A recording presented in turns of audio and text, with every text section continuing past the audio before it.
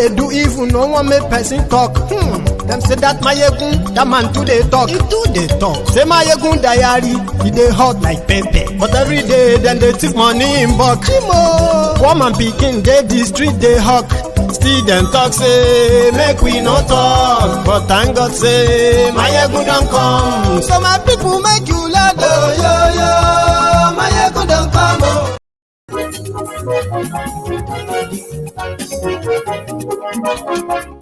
Hello there.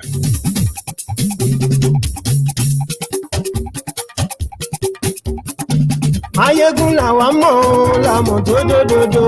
Mayegun diary, Mayegun number one. Mayegun làwa mọ̀ làmọ̀ dódódódó. Mayegun diary. Good morning to you, good afternoon to you, and good evening to you from wherever you are watching from. This is Mayegun Live. Lórí Facebook, lórí YouTube. Mayegun diary, Mayegun number one. Gbogbo bó ṣe ń lọ ni Mayegun já wa sí. Mayegun diary, Mayegun number one. Worry is like, are you missing me yet? Mayegun diary, Mayegun number one. Bó bá ṣe àní Mayegun máa wí. Mayegun diary. Allah, they say no, they finish. This past week, we have been on the issue of public officials abusing their power or shielding criminals who are above the law. And here is one again, Honorable Minister or Honorable Minister. Kẹ́gbọ́rọ̀ lẹ́nu. Mayegun diary, Mayegun number one. Àní Uju Kennedy. làwa mọ̀ dódódódó. Mayegun diary, Mayegun number one.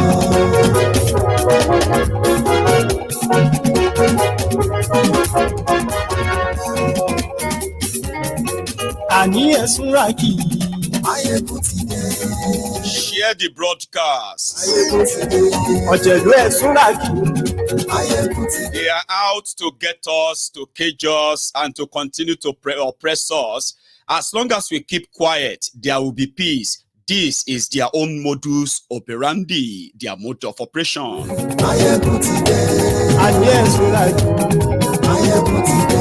Bọ́ bàbá gbé wúrẹ́. Mayegun máa wí. Àní ẹ̀sùn rà kì í. Mayegun ti dé. Bíjó ìgbádìyẹ. Mayegun máa wí. Àní ẹ̀sùn rà kì í. Mayegun. Palliative wahala, palliative wahala. This was about 2 weeks ago. We were talking about palliatives, rice, palliative for subsidy. Anyway, we thought that was it. But in the last 48 hours, because of subsidy palliative, they have broken somebody's head. And she's a commissioner in Ondo State. Òkúra olóṣèlú. Mayegun máa wí. Àní ẹ̀sùn. In Katsina, Mayegun ti dé. the people themselves, they caught the police who stole their own palliatives. So the citizens arrested the police because they stole palliatives tonight. Mayegun ti dé. Motideo. So good morning to you once again. Good afternoon to you. And then, good evening to you. This is Mayegun Live. You know the ritual, eh?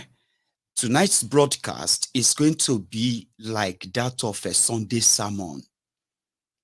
If you have your children around, even though we want to talk about the government official, trying to shut a victim and the victims of rape, sexual harassment, some people's children assaulted sexually, and the assaulter, the abuser, is being protected based on a phone call between the horrible minister, Uju Kennedy.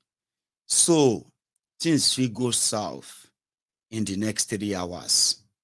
And if you have children around, I know it is weekend, they're all home right now, getting ready to go back to school or go back to work. And on Monday, Abby, please tell the children to go and play. Because things can get, as usual on Sunday sermon, we know the hold bar. Thank you very much for your cooperation. Now, have you read the caption of the broadcast? The description and every other thing within? Have you liked the broadcast itself? Have you liked this video? Well done. Now, in Nigeria, sexual harassment is a subject that those who are victims of sexual harassment, they ended up being those who get sort of gaslighted, sort of shamed. For example, right? Victims of sexual harassment, right, are blamed for how they are dressed, or why they went to a place, or why did they walk alone, and other things. Oh, they always wanted it, and so many other things like that. And in Nigeria, some smart people have decided to kind of give a name to that, and they call it rape culture. So the victims of sexual harassment and rape, they barely come out to speak out. The abusers, rapists in different places, and it has gotten to a stage whereby people now kind of have to read what they consider as sexual harassment or sexual favor. Do you get what I mean? Now, let me break that down for you. In Nigeria, students who have been either raped or sexually harassed by their own lecturers, only about 1% of them, less than 1% of the victims, have been able to stand up and fight their case, damning any public opinion about them. And in most cases, for those who have managed to speak out, they've mostly gotten support. I'm not going to say all of them. But the amount of the fight against it, institutional fight against it, is so weak in Nigeria that even those who are kind of saddled to fight and prevent it, because of how the system is kind of skewed, right? You will figure out that they themselves have either abused someone, or they have been abused in the course of them, being in public office like that. Like, it's like rape culture. Like, it's okay now. You enjoyed it now. She enjoyed it now. At least everybody is shouting rape, rape, rape. Did they force her there? You know what I mean? Like, things like that. But I'm kind of happy that most of this generation now are so aware that the the campaign against sexual harassment, rape, are actually getting the proper attention, but not from the institutions that are supposed to actually enforce that and ensure that women and men are protected. Now, when I say sexual harassment, the gender that is more in this basket are the women. There are also men who have been sexually harassed. So in Nigeria, if you are sexually harassed as a man, you are not expected to say much about it. So that is where the idea of rape culture in schools, at work, where you are trying to kind of get a job, they consider it as doing you a favor. What do you have to give in return? And the society has kind of normalized it, that even those who are victims don't know they are victims. Do you understand that? Like, you can't fight something if you don't see where it hurt you. You can't fight or reject something if you don't feel like It touches you, right? And if you have no way of getting connected to it, your way of fighting it is never going to be the same like somebody who is actually a victim, unwilling victims. You know, the unwilling victims are those who come out and say, no, I never wanted that. But the real victims who are easily ready say, the lecturer is asking us that, he's been disturbing me. Do you understand what I mean? Sexual harassment is like, oh, he's been disturbing me. I don't even know, maybe I should just give it to him and then he won't have to fail me. So it's not new as well that, it's such a pandemic that BBC, African Eye, did a documentary on that, exposed some of these lecturers who actually confessed. That is a normal thing now. Look at them, those students, are they not actually like shagging themselves like, with their own mates? So what is the big deal? In that BBC documentary, lecturers in Nigeria, they were saying it, they didn't know they were being recorded. They said, look at all these small girls. Their success on this campus is in our hands. So what is wrong if they give to us what they give to their boyfriend for free? Give them to us and we give them something back and promote them on camera. And in fairness, we have record of where after public uproar, anger and rage, some of these perpetrators have been sort of punished, but in the Nigerian way, not go to jail. You know, when you sexually harass someone and they kind of prove it, or you actually have sex with them when they didn't consent because you are their lecturer and you could make them sort of lose their grades and all of that. You will go to jail, you will lose your job and all of that. In Nigeria, if the public uproar is too much, they may just be like, okay, it's been suspended without pay. So they want to launch investigation. So all of that is just to see if the public opinion, the public will kind of simmer and everything will just go back to normal. And it will just, until people say, we have started seeing him again. Oh, the man they told us they suspended is back again. Oh, then the uproar will start again. That is Nigeria way. But for the first time, in a while, a minister of Federal Republic of Nigeria was caught on camera, on phone, calling the victims of sexual harassment from the University of Calabar. A lot of you saw those protests from those students from University of Calabar, protesting the sexual harassment, and many of them were like, I'm here to read my book, not to suck your dick. We are here to get, to get education for our future. It's not to come here and become, what do you call it? Your cesspool, something like, a lot of us have been aborting. We have been doing abortion for our lecturers because they had sex with us. It was horrible for some of you who followed that protest at the time. And it was the name of one man from, he happened to be the dean of faculty of law, law faculty at the University of Calabar. So where you would expect the system to kind of, right? When you want to get something right, that means you have to start doing something right. If you are doing something now and you are getting wrong results, it simply means that whatever you are doing now, you have to stop doing that and start doing it differently. Then you can start monitoring if you are getting a good or still bad result. Kind of. I don't know why Uju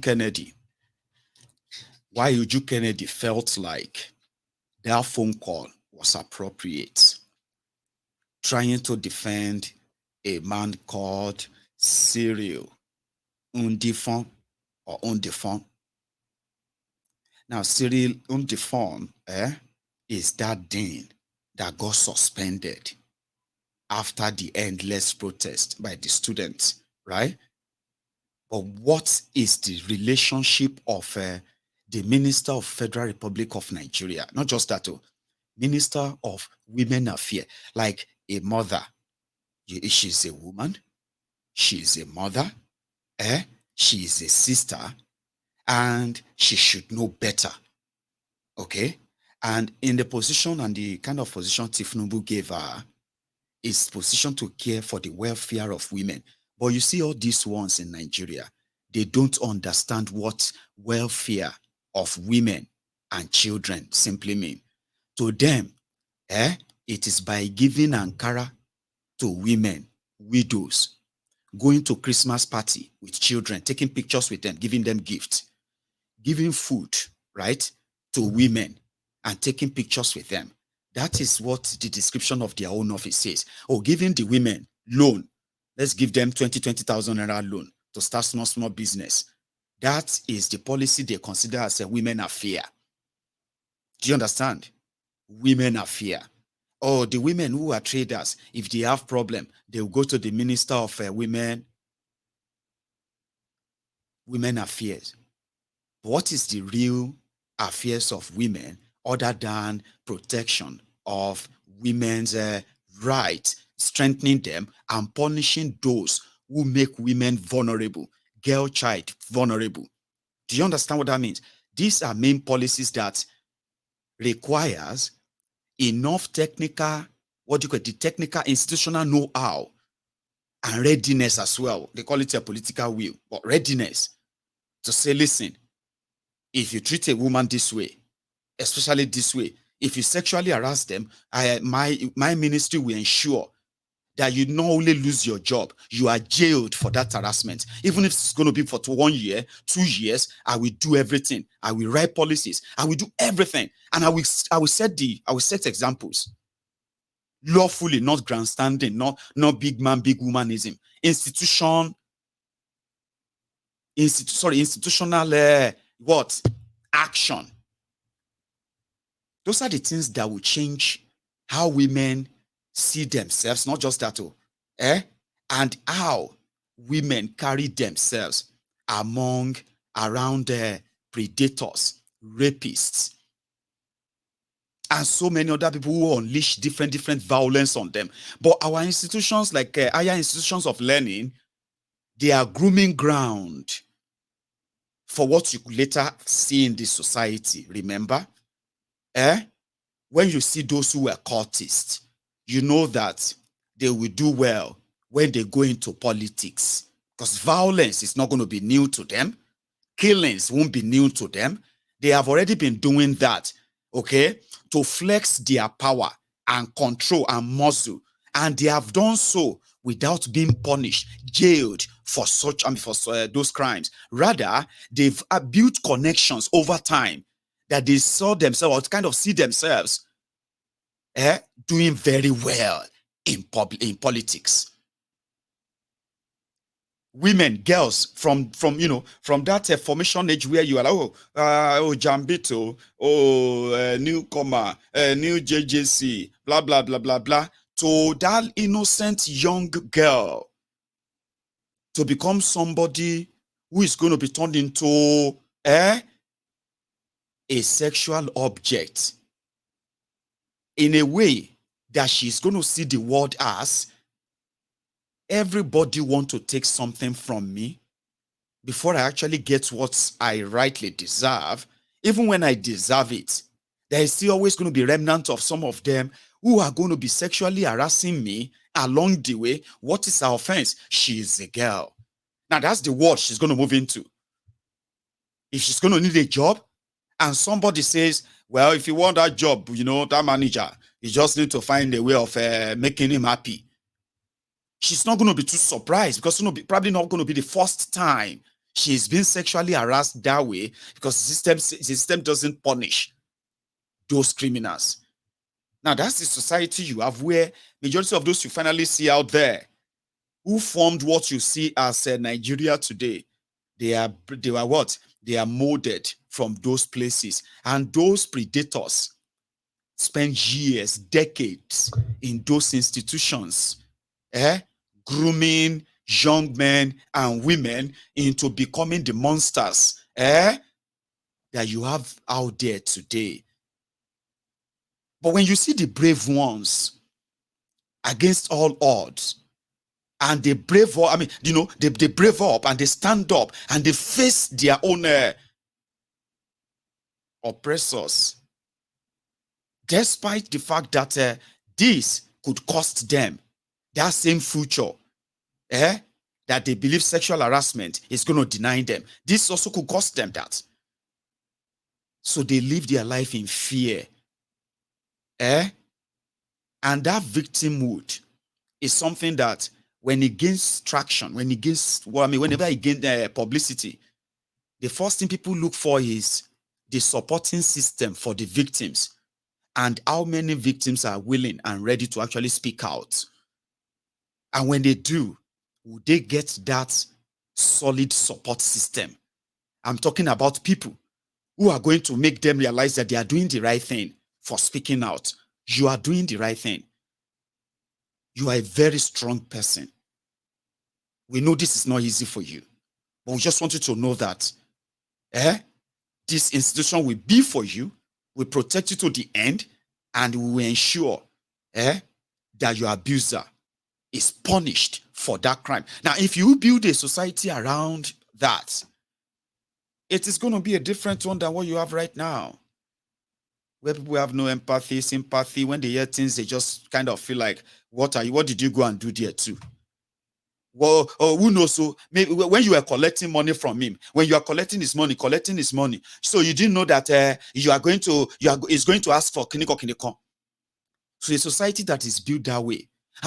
So you want to destroy his name.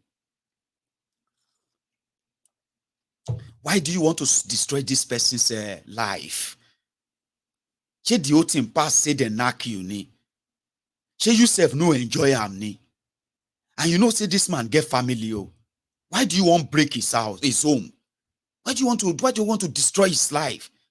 They don't consider, right, sexual harassment or rape, right? They don't consider them as something that actually destroyed the lives of the victim.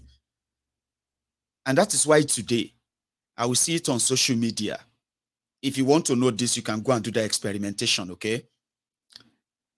There are different images. If you see image where a young man and a young woman, and this young man is pulling the pants of this young woman, okay? She's half naked anyway. So pulling the pants means they want to have sex. Abi? Now, the word consent. Consent. Put that on social media, like you say, what will change your mind here? Ridiculous stuff among the young people, even old people. This one that you're about to take our pants off, what will make you change your mind?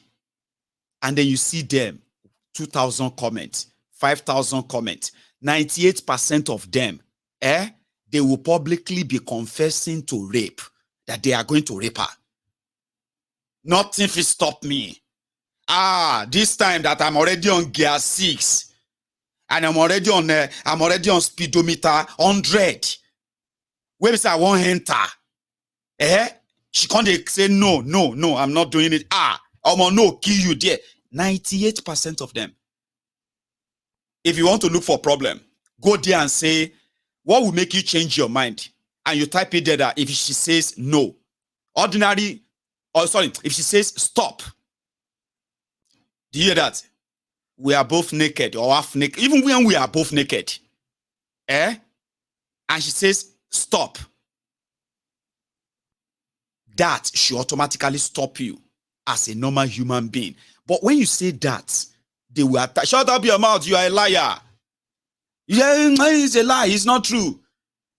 Because they know that the society is going to blame the woman and absolve the man. If you don't believe me, ask rape victims who have visited police station. From the moment the police start asking you questions, you are the victim, they just raped you. Maybe not you. Rape victim walks straight into police station in Nigeria. Yes, my friend, what happened? Please, officer, I want to report a case. What happened to you? Where are you coming from? Why do you dress like this? Where are you coming from? Officer, some guys have just raped me. Rape you? Eh? Where? How? So my friend invited all of us to his house birthday party, and we are all dancing and we are all doing everything and all that. And I don't want to have any sex with anybody. I just wanted to have fun. And then this guy came to me, and then and I said no. Oh, sorry. And then he came to me and I was feeling him. Then we decided, okay, maybe I was going to have sex. And then, I took off my stuff and everything. Then I told him, I said, stop, I'm not doing it again. And then, no, he forced himself. Another officer, you're talking to this one. Oh, another officer from that place may start laughing. You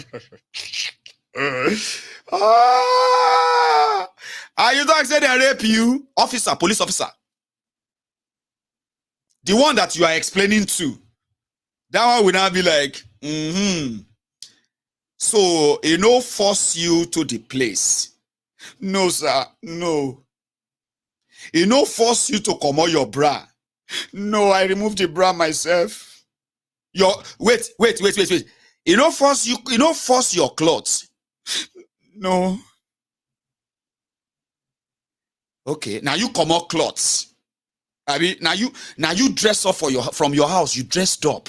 You are going to a man's house for party. No, he invited us. No matter, he invite you or he no invite you. You dress from your papa house. You dress like this. You enter taxi. You go a man's house. You drink. Yes, sir. We are there, sir. Were you drunk? No, sir. I was a little bit tipsy, but I'm not drunk. You are not drunk. Did he now drag you from the living room to the bedroom?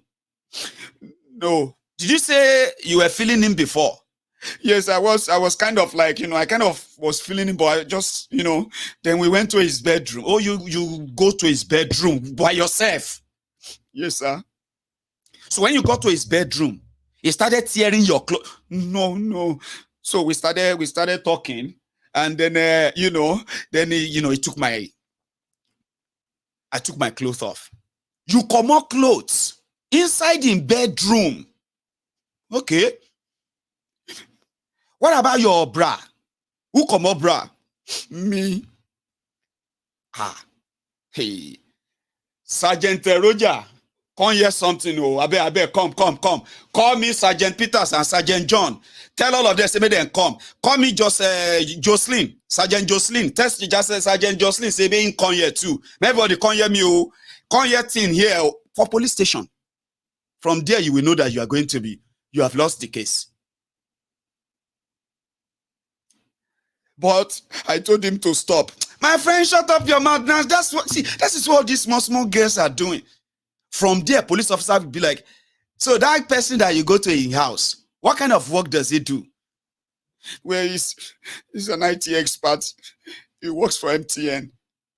He works for MTN. So is he the senior manager in MTN? Now so all these small girls, they do. My sister, if you know what is better for you, you better carry your 2 legs now, come up for here before we arrest you for defamation. You want somebody's name. You run to police. From the, I am not making this up. I'm not making this. This may sound somehow. And that is why people always kind of already battle ready with the police. Whenever they finally found a victim that is ready to talk. Sure you get. This one happened. No, we are going to follow police. We are going to expose you. You cannot kill this case because that's what happened. Depends on who is who. Do you understand? So this culture of, do you want to go and get humiliated? So you would have to keep quiet. And you may not believe this. A lot of women today, who have been victims that have been shut up, this experience messed up the head of so many women that they are having problems in their marriages, in their relationship, simply because of the trauma from that experience. But you don't have institutions that actually see it that way. Bishop, big pastor in a church will rape a woman. member of the church, they will attack the woman. You are a Jezebel. You are an evil spirit. God, I bind you. God will destroy you, Jessica. God will destroy you. You want to destroy our man of God. So, because the environment. And then when you realize that, make her go report to police. You can't go to police station. You enter DPO office to go and report. That church, that pastor, that imam, or that big man like that. You enter the place and you see the poster of the person who rape you. The poster of the person that raped you or assaulted you. You see it in the office of the commissioner of police. And written on it, blessed be to this house, Reverend Father Gandoki. So you know that you are already lost.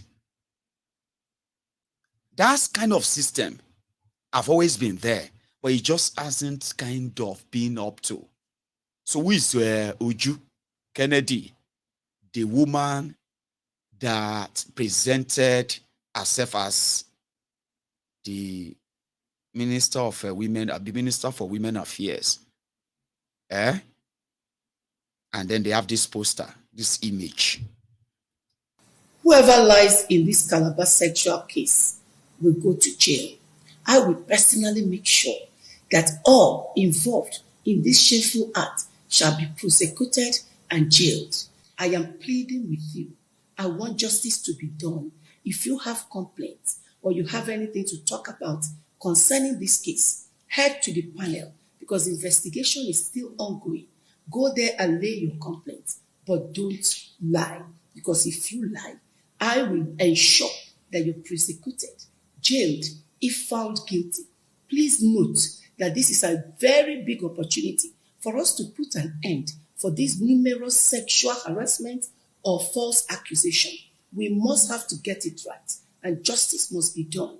Whether you're the vice chancellor, whether you're the professor or the student, any of you that lies will surely be prosecuted, jailed, if found guilty. My name is Barrister Mrs. Uju Kennedy Ohanene, the Honorable Minister for Women Affairs. Justice. Do you get that? Still on the matter. But I played that clip first so that you can see the face of, they will say, oh, the horrible minister has said that anybody that lie, false accusation, false kiniko. We are talking about something that the school already established that. But the only thing in there is that this particular individual seems to be larger than the institution itself. So there are interested, there are interested party outside the school, individuals, which this horrible minister is one of them. Sure you get. So the fact that she pretended to be interested, that video was made after the scandal. They made that video today. 2 days ago. That same horrible minister was calling one of the victims of that sexual harassment. I said one of them. We are talking about tens of women who have become victims of this individual. I'll show you his face soon. But let's go and take a call. Horrible minister. Hello, Patricia. Hello. Patricia, can you hear me? Yeah. Good afternoon. Okay, this is the Honorable Minister. Who? This is the Honorable Minister. I called you the other day concerning the rape issue. So why didn't you save my number, Pat? Hello? Pat, why didn't you save my number? I forgot. You forgot to save it. Okay, save it. Okay, I'll save it now, ma. Now listen, Pat. Both you and your other students, relate to them that this particular case has gone very, very far. Let nobody go and give any false evidence to support anybody, because in the case now we're beginning to see that there's a lot of manipulation on you children. So please, if you know other students, you will tell. Let them know, because all I discuss with you people, I said it, I said the discussion. Do you understand? And I'm promising you, I won't play it out in the open. Why I did that, in case somebody goes to convince you people to change your story, let me have evidence of what I discussed with you. Are you understanding my point? Yes, ma'am. So if you know girls that are getting involved, because your school is not saying they are not carrying out sexual investigation anymore, because I've gotten the truth out of the other girls, but what they are now carrying out is academic fraud, which wasn't the first thing they scandalized the man with. So I want you to be very careful. Don't let anybody use you in something you get punished by God. Because you're still a young girl, you have a long way to go. So if you know other girls, they may be calling for the academic fraud, talk to them to stand on the truth. Because I am out to follow this investigation to the letter. I don't want you people maltreated. I don't want the man maltreated. I want justice to be done. Okay, ma'am. Thank you, ma'am. You understand? Yes, ma'am. But I'm promising you, nobody will mess up with you here. Yes, ma'am. Thank you, ma'am. Spread my number so that all of these days you come and see me. If there's anywhere I can be of assistance to you, I will do that. Okay, ma'am. I'll do that now. Okay, so call, if you know all the people this VC is calling, let them know they must stand by the truth, because whatever they say there, those people are dubbing it. And if it is not the truth, I know how to get the truth from them. So if they know they have nothing against the man, they had better dodge going for that ticket. But if they have something against the man with evidence, they should go there. You understand? Yes. Because they're recording those things, and if it is a lie and you found out, that person will definitely go to jail for false accusation. Okay. It's a jailable offense. All right, ma'am. I understand, ma'am. Thank you, ma'am. Okay, my God. So I want to help you understand that psychological, what do you call it? Manipulation there. She was talking to her like, I know you and other students who have made accusations. Okay. And I heard that your school is not doing investigation along that line anymore. They want to do academic something investigation. So you have to stand by your evidence or your whatever be. But she kept on saying, you must make sure that you are not trying to spoil the man's image. You must make sure that whatever you want to say is the truth, because I will make sure that, those who are working to tarnish the image of the man. But if what you want to say is true, okay, so we are going, you have to kind of, I don't know how to put that anymore, because it's cringy, right? A victim, somebody call me on the phone. Listen to me. Are you hearing me? Okay. If you believe what you said, it is true. All right. Just make sure that it's not false accusation and blah, blah, blah, blah, blah. So it's more or less like some people are trying to use them to destroy that man. I'll show you that face of that man. Now this man. Show you there. They call him Professor Cyril. On the phone. On the phone. On the phone. On the phone. That's the man. Right? Now, here is another part of that conversation. You never stop there. Watch. Fine, good afternoon. At least you saved my number. So Exam. So now, after I finished writing my exam, like like when I was about going, I felt like me and my friend, it was okay for us to say thank you. Innocently went to his office to say thank you. We met some ladies there, some also female law students there. So we told him thank you. When we were about stepping out, he was like we should wait. So we waited, and that was it. So after we finished, he just spoke to us normally and told us to come back. He kept on insisting if we wrote the examination well. I told him I wrote really well. He was like, no, are you sure? Are you sure that we should come back and check up on him? Like come back and come to the office and check him. So the next day, I and my friend went. So when we got there, he sent my friend to go and look for somebody. Then only me now followed him to enter the office, and he locked the door. So when we got there, he was like, "Give me a hug," and stuff like that. Give me a hug. So I felt like it was innocent hug, and he hugged me. It was so tight that he was more like he was suffocating me. The hug was so very tight.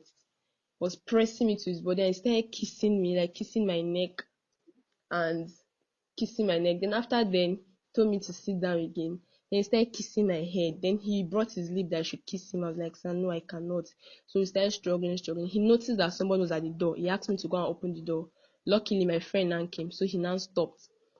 Then that was how he now collected my number and was like that he knows that we didn't write well, that he can help, that I should send my matriculation number to him.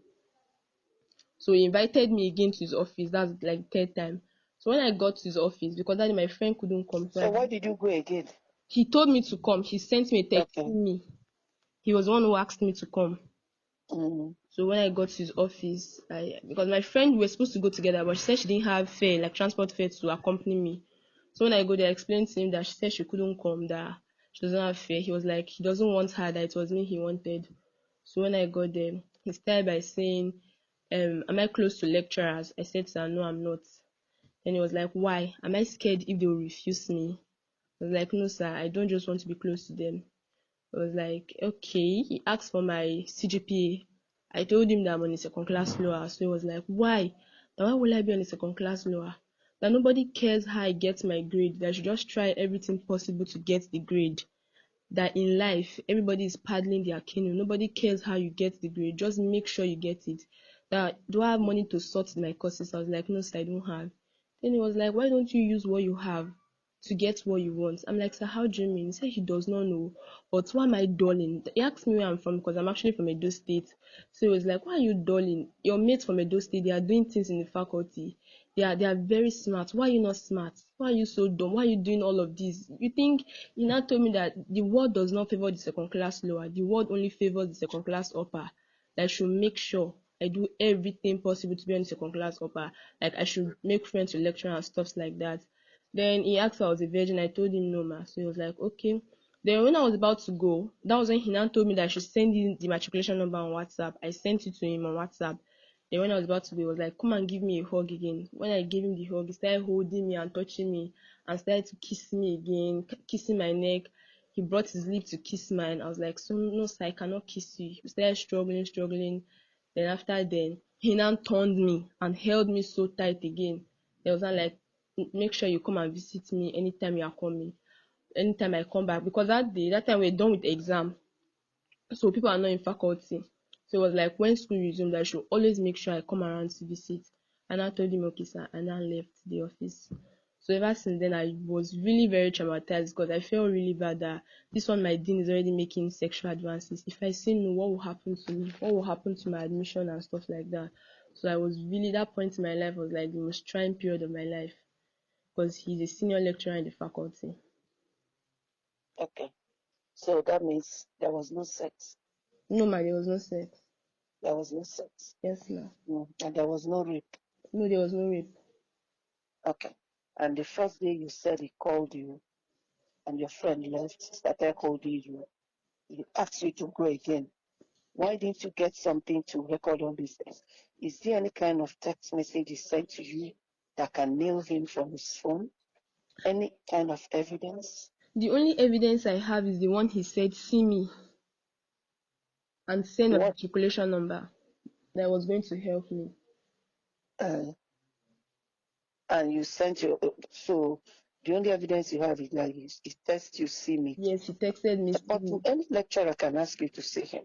You said you had an problem that when you went to take exam, because of health challenges, you went late. And when you got there, the examination papers were finished. Yes, That ma'am. was what he said.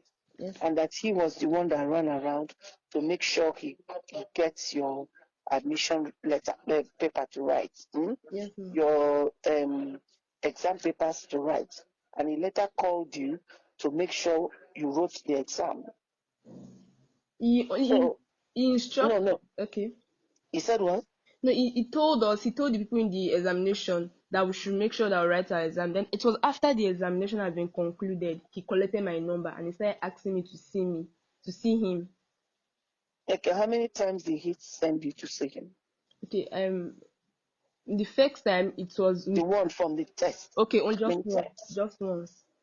Only once. Yes, sir. And that was during that exam time. After the exam time, then we were After the exam. on holiday. Okay, and you said when you saw him, he asked you that you wanted to be sure you took the exam. Yes. Hmm? Yes. That was what you said, right? Yes. Now, Soteria, right? Yes, Mr. Soteria. I'm investigating this case because I don't want anybody using either you or that's any party, both the man or the VC, to use you people in the middle of this.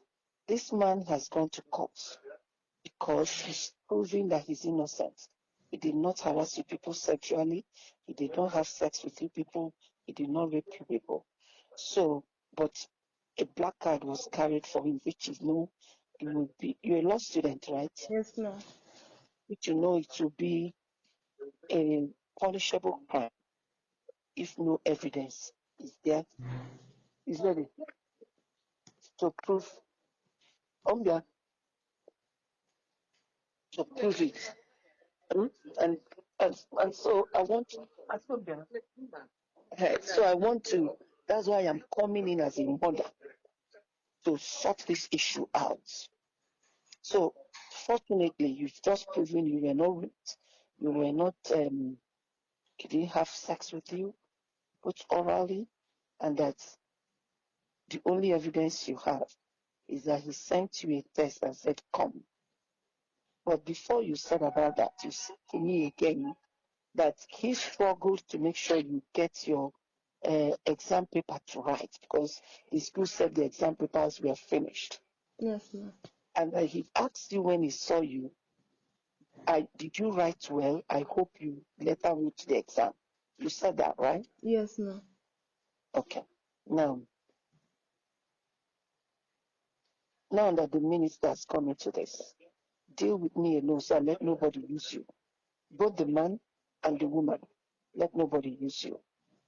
Because you're a growing child and you have a future to protect. Are you understanding my point? Yes, ma'am. I don't want this situation you will do something that you won't be able to live with in future. Okay. I don't want that. Because you're like a daughter to me. Do you get me? Yes, ma'am. Hmm? Yes, ma'am. Okay. So I will still call you again. But my discussion with you, I recorded it as part of evidence in this case. Okay? Yes, ma'am.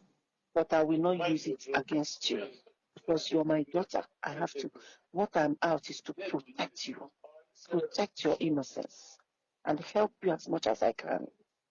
I can never do anything that will jeopardize you, your future, or your happiness. Okay, ma'am. You trust me. Hello? Yes, ma'am. I'm with you. Do you trust me? Yes, ma'am. I trust you. Okay, darling, love you. Here, Oh, ma, you say your name is what? Sorry, I didn't get. Kennedy, go to it. Search. No.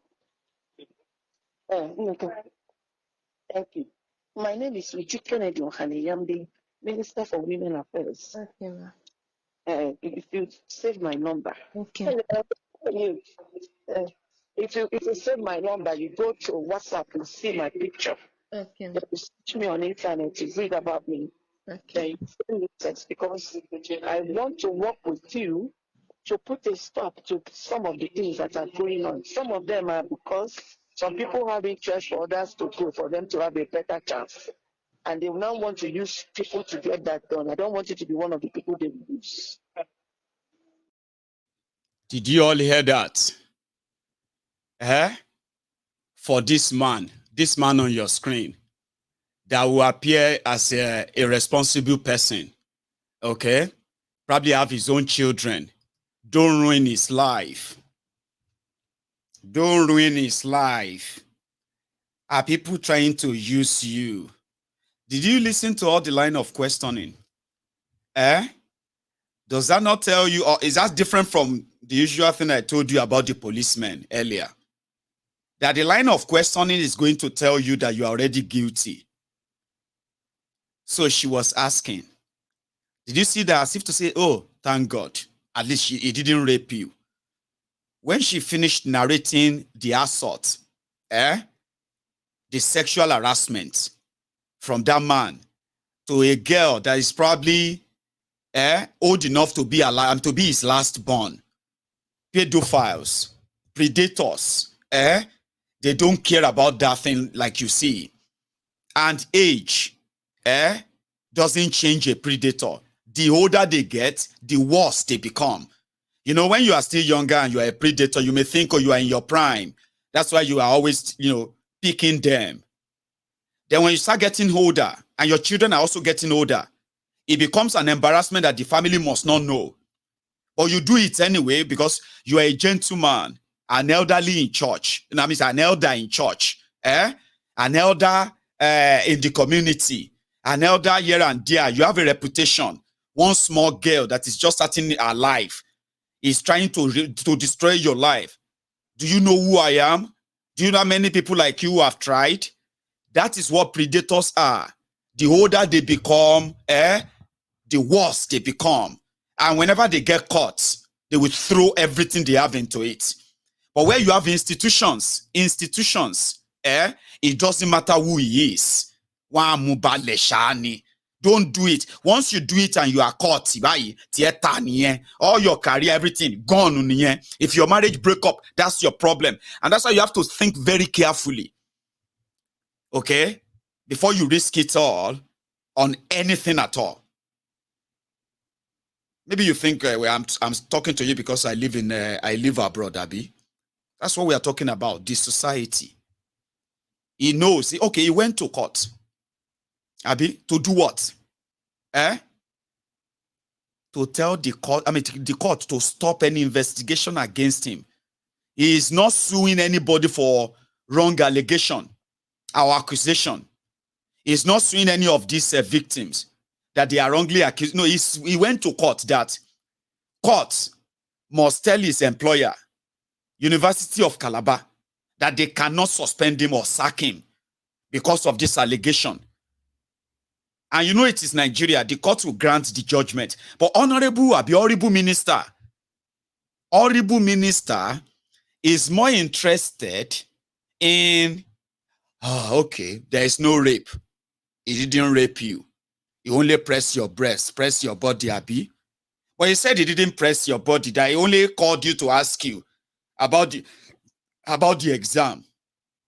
Why would you want to know about how somebody did their examination in your office when you haven't even seen their script?